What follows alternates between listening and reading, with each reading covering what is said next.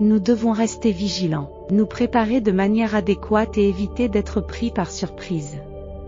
Imaginez l'histoire d'un monarque, le roi même, qui invite ses sujets à un banquet extravagant.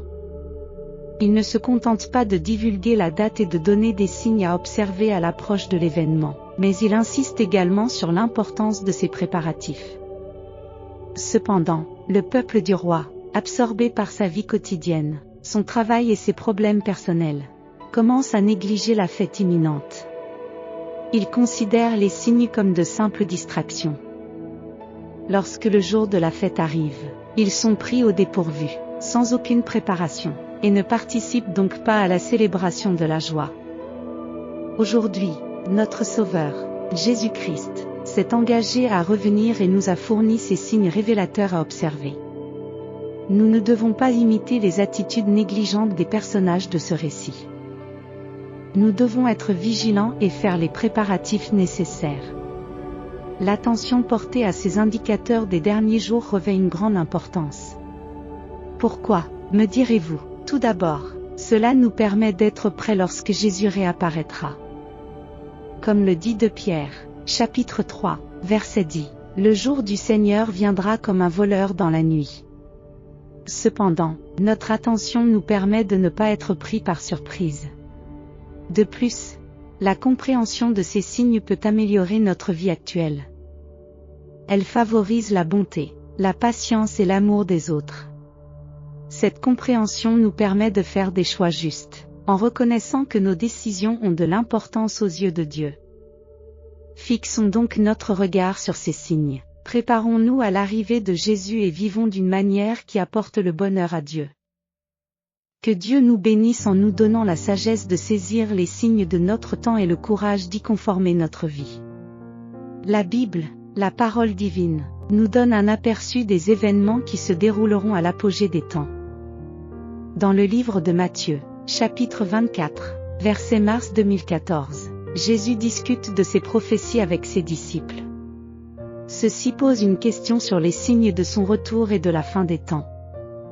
En réponse, Jésus a énuméré plusieurs phénomènes à surveiller. Dans le monde contemporain, nous pouvons discerner un grand nombre de ces événements prédits qui se matérialisent. Aujourd'hui, nous allons explorer 10 de ces signes qui méritent notre attention, 10 signes qui se produisent actuellement ou qui se sont déjà produits au niveau mondial, en accord avec les prophéties bibliques.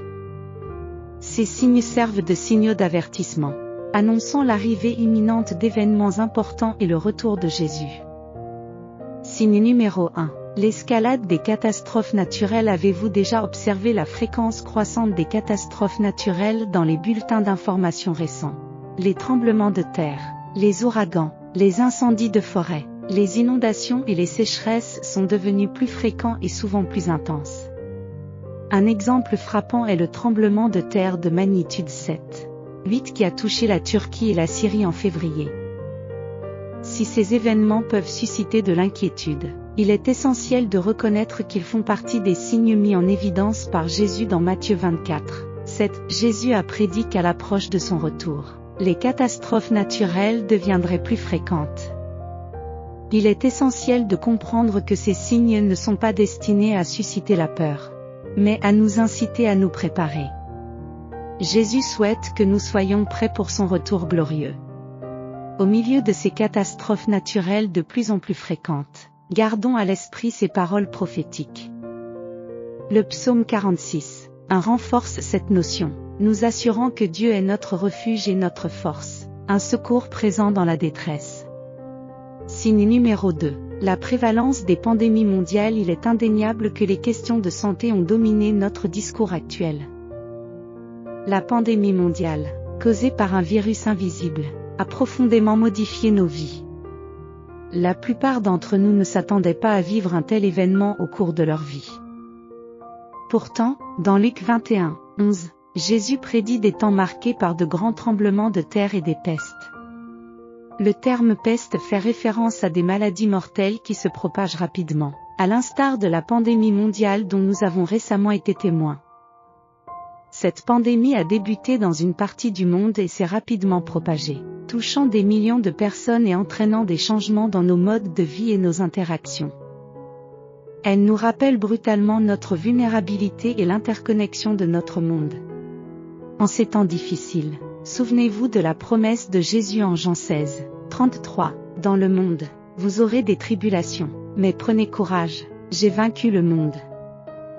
Signe numéro 3. La renaissance d'Israël. La croissance d'une petite graine en un arbre robuste et imposant illustre une transformation remarquable au fil du temps. De même, la renaissance d'Israël, une nation à l'histoire riche, s'est déroulée. La Bible, dans l'Ancien Testament, raconte l'histoire du peuple choisi par Dieu, les Israélites. Malgré des périodes de dispersion et de difficultés, la Bible prophétise qu'Israël retrouvera sa terre. En 1948, un événement capital s'est produit. La renaissance d'Israël en tant que nation indépendante, accomplissant ainsi les prophéties d'Ézéchiel 37, 21 à 22 et d'Ésaïe 66, 8. Ézéchiel 37, 21 à 22 annonce la promesse de Dieu de rassembler le peuple d'Israël dans sa patrie, l'unifiant en une seule nation dans les montagnes d'Israël. Ésaïe 66, 8 pose la question suivante: qui a entendu une chose pareille? Qui a vu une chose pareille? Cette renaissance d'Israël témoigne de l'accomplissement d'anciennes prophéties. La terre va-t-elle miraculeusement donner la vie en un seul jour? Ou une nation entière va-t-elle naître instantanément? Dès que Sion a connu les affres de l'accouchement, elle a donné naissance à ses enfants. La formation d'Israël en tant que nation souveraine est un événement remarquable. Dieu a fait une promesse solennelle et a respecté sa parole. C'est un rappel poignant que, quel que soit le temps ou l'apparente impossibilité, Dieu reste inébranlable dans l'accomplissement de ses promesses. Cela donne un sentiment d'espoir. La mondialisation et la prolifération des technologies sont devenues des traits caractéristiques de notre époque. La facilité avec laquelle nous pouvons entrer en contact avec des personnes du monde entier d'un simple clic souligne la transformation apportée par la technologie. La communication instantanée. L'accès en temps réel à des informations provenant des quatre coins du monde et la possibilité de visionner des images de lieux lointains que nous n'avons jamais visités sont autant de conséquences de cette révolution technologique. En outre, le passage imminent à une monnaie entièrement numérique illustre l'impact profond de la technologie sur nos vies. Dans le livre de Daniel, chapitre 12, verset 4, il est prophétisé que Daniel devrait taire les paroles et sceller le livre jusqu'au temps de la fin. Beaucoup courront de côté et d'autre, et la science s'accroîtra. Ce verset, écrit dans un monde très différent, fait allusion à un avenir où les gens voyageraient rapidement et où le savoir proliférerait. Il reflète le monde interconnecté et globalisé dans lequel nous vivons aujourd'hui. Cependant, il fait également allusion à la possibilité d'un gouvernement mondial unique, d'une monnaie universelle ou du système dit de la bête, tel que mentionné dans Apocalypse 13. Au verset 16 d'Apocalypse 13, les Écritures annoncent l'apposition d'une marque sans laquelle les gens, quelle que soit leur stature ou leur richesse, ne pourront ni acheter ni vendre. Cette marque porte le nom de la bête ou le nombre signifiant son identité. Le signe numéro 5 indique la détérioration des valeurs morales, un état dans lequel les gens perdent le sens du bien et du mal. La dégradation morale se manifeste par des actions qui nuisent à autrui sans remords, comme le mensonge, le vol et la tricherie. L'égoïsme et la recherche exclusive de l'intérêt personnel deviennent prédominants. Dans 2 Timothée 3, versets 1 à 5, la Bible décrit ces derniers jours comme une période de profonde difficulté, marquée par un ensemble de traits et de comportements négatifs. Il s'agit notamment de l'égocentrisme, de la cupidité, de l'arrogance, de la désobéissance, de l'ingratitude et du manque d'empathie. Cette profonde décadence morale est une réalité frappante dans notre monde actuel. Le 6e signe concerne la persécution croissante des chrétiens dans le monde. Cette persécution se traduit par la discrimination, la haine et parfois la violence à l'égard des chrétiens en raison de leur foi en Jésus. Elle s'aligne sur la prophétie de Jésus dans Matthieu 24, verset 9, où il prévoyait que ses disciples seraient soumis à la tribulation, à la haine et même à la mort à cause de lui. Bien que cette réalité soit décourageante, elle nous rappelle les défis auxquels sont confrontés de nombreux chrétiens dans le monde et l'importance d'une foi inébranlable. Le signe numéro 7 célèbre la large diffusion de l'Évangile et de la bonne nouvelle concernant Jésus et ses enseignements. Cette diffusion de l'Évangile, facilitée par des outils tels que l'Internet, les livres, la télévision et les missionnaires, l'a rendue accessible aux gens dans tous les coins du monde. Elle s'aligne sur le commandement de Jésus dans Matthieu 28, versets 19 et 20, de faire de toutes les nations des disciples, de les baptiser et de leur enseigner ses commandements. Cette diffusion mondiale de l'Évangile, telle que prophétisée dans Matthieu 24, verset 14, signale l'approche de la fin des temps et le retour de Jésus.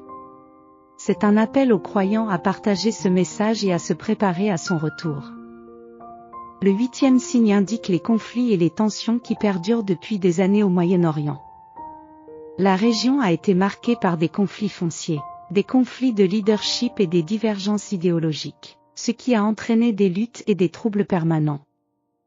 En résumé, ces 8 signes englobent une série de phénomènes mondiaux qui, selon certaines interprétations des Écritures, indiquent l'approche de la fin des temps.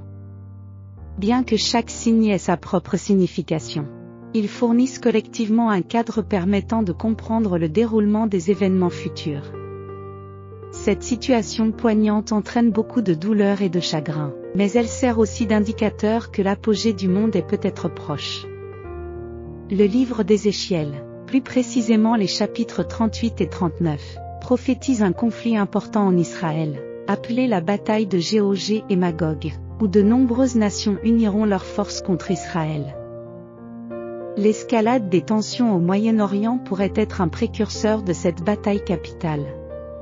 Par conséquent, les conflits impliquant Israël et ses nations voisines pourraient signaler l'imminence de cette grande guerre. Nous devons rester vigilants quant à l'évolution de la situation au Moyen-Orient, tout en gardant notre foi en Dieu, source ultime de paix intérieure. Indépendamment des événements mondiaux, les paroles de Jésus dans le livre de Jean, chapitre 14, verset 27, soulignent son don de la paix, distinct des offres du monde. Il nous encourage à ne pas laisser notre cœur se troubler ou être envahi par la peur, ce qui constitue le 9e signe, la recrudescence des conflits internationaux. Avez-vous déjà observé 2 enfants se disputer un jouet? Leur refus de partager entraîne une triste altercation.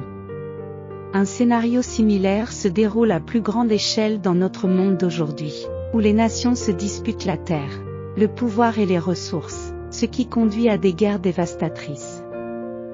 Dans Matthieu 24, versets 6 et 7, Jésus prédit la prévalence des guerres et des rumeurs de guerre, affirmant que les nations s'élèveront contre les nations et les royaumes contre les royaumes. Prenons par exemple le conflit actuel entre la Russie et l'Ukraine. Être témoin de ces guerres et de ces conflits peut être décourageant, avec des familles déchirées et d'immenses souffrances infligées. Pourtant, en ces temps difficiles, les enseignements de Jésus nous rappellent de prier pour la paix, de prendre de sages décisions et de répandre l'amour et la bonté au lieu de la haine et de la discorde, ce qui constitue le signe numéro 10, les présages célestes. Regarder le ciel par une nuit claire révèle un spectacle envoûtant, les étoiles, la lune et, parfois, les planètes. Il est intéressant de noter que la Bible mentionne que Dieu utilise parfois des phénomènes célestes pour transmettre des signes. Dans Luc 21, verset 25, Jésus fait allusion à des signes dans le soleil, la lune et les étoiles, symbolisant les temps agités avant son retour. Les temps modernes sont témoins de nombreux événements célestes extraordinaires, tels que les éclipses solaires et lunaires, les pluies de météorites et les comètes. Bien que les scientifiques fournissent leurs explications, nous devrions nous rappeler les paroles de Jésus et reconnaître que notre salut approche. Alors que nous attendons son retour, nous devons également vivre d'une manière qui s'aligne sur les désirs de Dieu, tels qu'ils sont exprimés dans Luc 21, verset 36. Soyez toujours sur vos gardes et priez pour échapper à tout ce qui va arriver et pour pouvoir vous tenir debout devant le Fils de l'homme.